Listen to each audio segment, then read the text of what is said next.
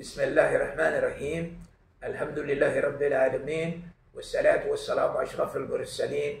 Sayyidina Muhammad Tayyibin at-Tahirin. Amma ba'd. Brothers and sisters, mga kapatid sa pananampalataya at sa sangkatauhan, Assalamualaikum warahmatullahi wabarakatuh. Ang kapayapaan ay sumasa inyo at ang biyaya ng Allah subhanahu wa ta'ala. Napapanahon na ating pag-usapan ang mga bagay-bagay na nangyayari sa paligid natin. Isa rito ang mga hidwaan o giyera. Of course, even as we speak, may giyera doon sa Ukraine at may giyera din dito sa Palestine. At nakikita natin ang giyera na ito na talagang nakakapanlumo. Mahigit 60,000 na ang namamatay. Mahigit 150,000 ang maimed for life. Yung mga nabulag, naputulan ng paa, naputulan ng kamay, at ang marami pa na paghihirap ng tao. Bakit ba nagkaroon ng ganitong hidwaan? Ba't nagkaroon ng giyera? 78 years ago, na-create ang State of Israel, yung tinatawag natin na Madinat Israel. Pero walang nangyari na Madinat Palestine. Wala. Kaya nagkaroon ng problema dahil sa project na ito. At ngayon nakita natin sa panahon natin, after 78 years, sabi ng iba 76 sa Gregorian, pero 78 years na siya sa Hijra calendar. At dahil dyan, siguro napapanahon na pag-usapan natin kung bakit nagkaroon ng pag-angkin, lalong-lalo na sa mga Hudyo, yung mga Zionist na Hudyo. Kasi hindi naman lahat ng Hudyo Zionist eh. Tsaka, hindi naman natin inu-oppose ang mga kapatid natin na Hudyo just because they are Jews. Kasi marami rin sa kanila ang peace lovers. Pero ang siguro hindi maganda dyan, yung ideology ng Zionism. So ngayon, pag-aralan natin kung bakit nagkaroon ng ideology na ganito at kung bakit nagkaroon ng claim. Kasi yan na dapat natin tingnan. Alright? So mag-umpisa tayo. Sa first 5 books of Moses, namely yung Bereshit, Shemot, Dimidbar, Vayakra, at saka ang Devarim. No? Dito sa Bereshit, sa chapter 15, verse 18, ito yung rendition sa English. Dito nakasabi tungkol kay Prophet Ibrahim, wherein God Almighty said, I will give this land to you and to your descendants from the Wadi of Egypt to the rivers of Euphrates, for an everlasting possession. Alright. Dahil sa promise na ito, na sabi ng Allah subhanahu wa ta'ala, or God Himself Almighty said, ibigay ko ang lupa na ito sa iyo at sa iyong mga descendants. Magmula sa wadi ng Egypt, ito yung Nile River, hanggang doon sa Euphrates River, for an everlasting possession. Sa inyo to. So, yun pinaniwalaan ng mga kapatid natin na Hudyo. At of course, sa gana ng mga kapatid natin na Arabo, ito rin ang paniniwala nila. Dahil si Prophet Ibrahim, tatay naman nila eh. Di ba? Oo. At ang promise na ito, hindi lang sa mga Hudyo. Promise din ito para sa mga Arabo. Okay? Now, dahil sa promise na yan, na ang lupang ito ay ibibigay ko sa iyo, sa inyo, at sa inyong mga descendants, for an everlasting possession, nagkaroon ng ideology na ang Holy Mountains o yung banal na mga bundok ay napapaloob dito sa lugar na ito. Okay? Pero saan ba? ang Holy Mountains na sinasabi. Itong tinatawag na mountains, Holy Mountains, na Zain.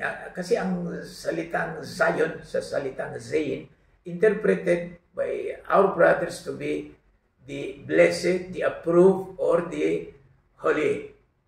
Jebel. Jebel means mountain. So, the Holy Mountains.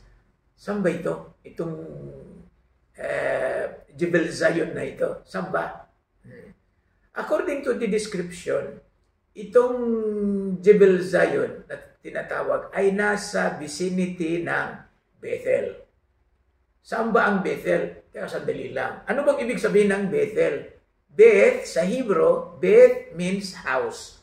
El means God. So when you say Bethel, meaning house of God. Pero ang pagbasa nila, hindi nila sinasabi Bethel, kundi Bethel. Pero parehas din yan. Alright? Yan ay sa Hebrew. Sa Arab, ang salitang Bethel or house of God is Baitullah. Okay? House of God. House of the Almighty. Saan ba ito? Where is Baitullah? You can ask any Arabs. Ayun na Baitullah? Tanungin mo, saan ang Baitullah? Sabi nila, nasa loob ng Makkah. Yung original na Makkah. Nandyan. So if you go to Makkah today, ang Baitullah ay ang Masjidil Haram. Now, what are the Holy Mountains? Where are the Holy Mountains? Sa vicinity ng Makkah. Now, if you go there physically, pag nag-Hajj kayo, makikita nyo. Una, ang Mount Hira, the Mountain of Light. Dito inihayag ang unang sura ng Quran, ang Suratul Iqra or Qalam. Nalala nyo? Ang pinakaunang sura ng Quran. Okay? Dito inihayag ang unang sura ng Quran, ang Suratul Iqra. Alright? Na kung saan niyapos ni Jibril alayhi salam ang propeta Rasulullah Muhammad sallallahu alaihi wasallam. Niyapos niya at sinabihan niya, Iqra! Sabi ng propeta, Ma'ana bikari, I am not a reader. You read, you recite. Sabi niya, Ma'ana bikari, I am not a kari. Niyapos siya ulit. Tapos tinulak siya sa lupa. Iqra! That is a command. You recite, you read. Sumagot din siya, Ma'ana bikari. Kinuha siya ulit. Niyapos siya ulit. Then start shaking him and push him to the ground. Iqra! Sabi niya, ano yung ikakaraat ko? Ano yung iikra ko? Doon nagsimula. Iqra, bismi rabbika alladhi khalaq, khalaqal insana min alaq, Iqra wa rabbukal akram, alladhi allama bil qalam, allama al insana ma lam ya'lam. Ila al-akhir al-aya. Ito yung pinakauna na sura dito sa Mount Hira, the Mountain of Light. Ito yung pinakaunang Jebel Zain. Pangalawa, of course, ang Mount Arafah. Isang bundok na kung saan valley o lupa na talagang malawak. Dito nag-uukuf ang mga Muslim. Dito pagka nag-hajj ka, hindi ka pwede maging haji pag hindi ka nakatayo doon sa lugar na yun, sa Arafah. Standing under the heat of the sun, just like the day of judgment. Alright? Ito yung pangalawang Jebel Zain, yung bundok na banal. Pangatlo is of course ang Musdalifah. Dito ginagawa ang preparation para sa Jumrat, yung pebbles throwing. And then, ang pang-apat is in Muna. This is a rugged mountain. Dito ginagawa yung nusuk, yung pagsakripisyo, yung mga nusuk, sacrifices na baka or sheep or goat, lahat. Dito ginagawa yung sacrifices na pangbuong mundo. Yearly ginagawa natin yan, di ba? Alright. Then pang 5 at 6 is ang bundok ng Safa at Marwa. Sa biblical na narrative, ito yung Moriah. Moriah. Dito sa lugar na ito, sa Mina, in between sa Muna at or Moriah o at Mina, dito nangyari yung sacrifice ni Prophet Ibrahim sa kanyang the only son, sa kanyang panganay na anak na si Nabi Ismail alayhi salam. Others, of course, sa mga kapatid natin, iba yung paniniwala nila na na-sacrifice. Pero sa atin, si Nabi Ismail. Then we will take this issue again in some other time, no? Kung sino ang talagang totoo na na-sacrifice. Sino ba? Si Propeta Ismail o si Propeta Isaac? Alright? Suffice it to say na right now, we will delve into the issue about the Holy Mountains. So, sa tanong, saan ba ang Jebel Zain o ang Holy Mountains na sinasabi? Nasaan ba? Alright.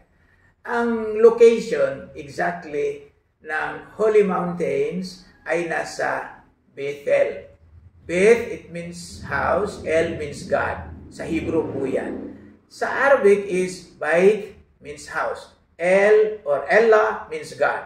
So Bethel sa Hebrew, Baitullah sa Arabic na salita. So saan ba yan? Nasa vicinity po siya ng Makkah. Okay. Ano ang mga holy mountains na ito? Itong banal na mga bundok. Una, ang Mount Hira, ang Mountain of Light. Pangalawa, ang Arafah, ang Jabal Rahmah. Pangatlo, ang Musdalifah. Pangapat, ang Mina. Panglima, ang Marwa. Pang-anim, ang Safa or Safa at Marwa. And of course, ang Zamzam well sa loob ng Masjidil Haram in the middle of the city. So these are the holy mountains. Ito yung lugar na matatawag pinakabanal ng mga lugar. Okay? Now we have identified the area or the location where the holy mountains are located. Now sa next episode, pagtuunan natin ng pansin ang related na mga issue tungkol dito. Salamat po. Assalamu alaikum warahmatullahi wabarakatuh.